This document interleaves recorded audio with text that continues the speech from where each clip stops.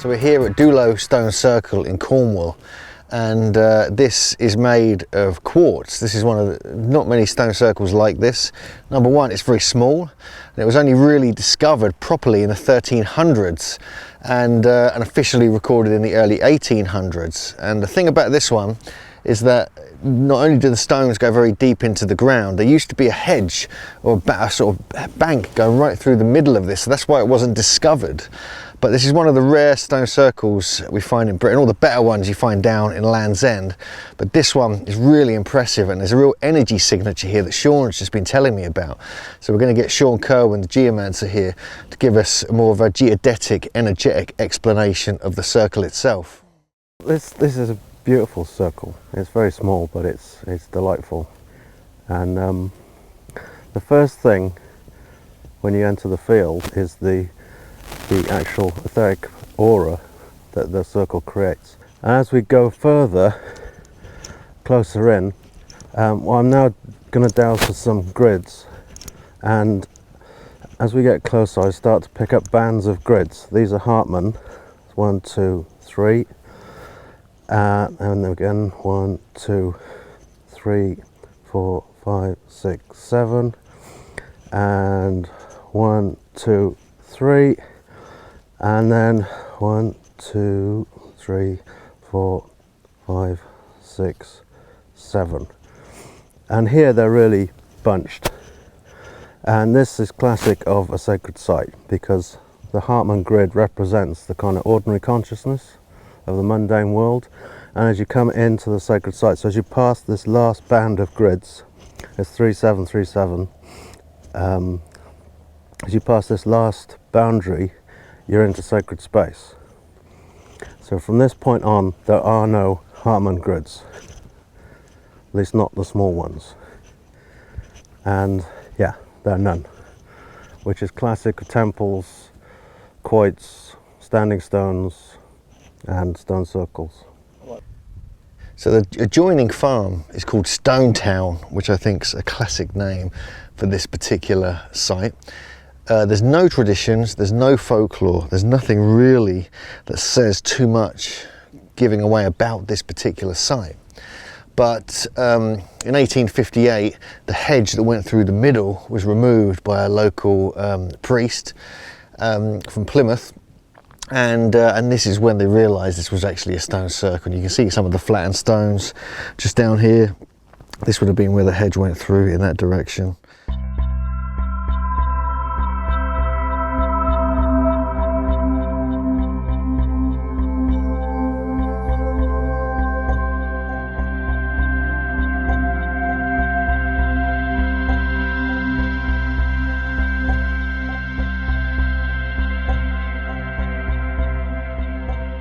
It's actually at the base of the largest stone, which we can see. This is where an urn was found with some bones in it, but unfortunately these crumbled to dust when they were exposed to the air, suggesting it's some kind of very special burial. And it's much like the reports we actually find in North America, where many of the giant skeletons crumble to dust when they're exposed. Now, it's only 12 meters, or about 37 feet diameter, and it's actually the smallest stone circle in Cornwall. They range from about 1.49 meters to 2.65 meters, and are quartz, a very rich rock containing quartz. And it contains also the mineral anchorite, which suggests that they were obtained from Herod's Foot, which is a local outcrop not too far from here, or at least several miles away. Similar rocks are also found at different areas around the county, but they reckon about 30 to 35 people would have been needed to move the largest stone. But the urn's very interesting. We actually see a picture of it here. This is what the burial was actually found in. So this is very intriguing. The circle it states here is 2000 BC, but of course it could be much older. So this is the 9-foot stone, the largest one here. This is where the urn was found, kind of underneath it, and the bones that crumbled to dust. And this is the most spectacular one here. Then we have other ones within the circle here, kind of pointed, kind of triangular. That's the one that's fallen over where the hedge originally came through here. They didn't realise it's a stone circle. And here we have the local geomancer working away, seeing what's going on energetically at this site. So Sean, let us know what you got. So the other thing that's going on here is there's a huge blind spring in the middle, which can also happen. Because this is crystal, I suspect that whatever happened, whatever earth energies are coming through here are being amplified, and that is attracting this huge blind spring. Now I don't know whether it's the actual bank that was here previously or the water, but you can see this bulge in the middle, and I'd like to think it was the underground water that's kind of forcing the earth up, but it might be that it was the actual bank. But it's huge, and you can see from all the moles here, because moles are very partial to underground water, they like living on top of it. This is just mole city, so there's lots of moles. But the actual blind spring itself, it's about what is it, about 12 feet in diameter, and each of these stones has a little rivulet of water going into the center. So I'm now only dowsing for underground water. So you see there's one there, go to this one there, one there, each stone, and that's the only underground water. There's no underground water in between this. One there, one there. So even the little stone here has one,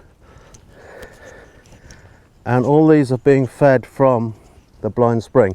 And here is the only other underground stream coming in. This is what they call the feeder. So if you imagine there's like an octopus, and one of its arms goes out this way and the rest of them go to a stone, and in the middle there's some impervious rock where the water can't get up through, and it creates this what they call blind spring. And this is the combination of the water and the earth energies which is powering the whole site. So this water then collects in a reservoir underneath impermeable rock and creates this this dome here. So the other thing that's happening is there's two grid crossings, and grids are usually, you find them as single lines, but in this case we've got a triple and a double, and there's a triple Hartmann, which are quite rare, and a double Curry grid line. And these are like every seventh wave there's a bigger wave. This is every kind of 7 parts of a grid there's a bigger grid line, and every 7 of that there's a bigger one. So you can imagine this is the seventh wave of a Hartmann line and a double Curry, and they cross right in the center. The actual Curry line is a positive and a negative, which makes a neutral, so that cancels out. So the actual energy in the center is a Hartmann, which is basically base chakra. It's resonating with the base chakra. So I found two major lays that cross in the center. One's aligned to summer solstice, sunrise, and the other's about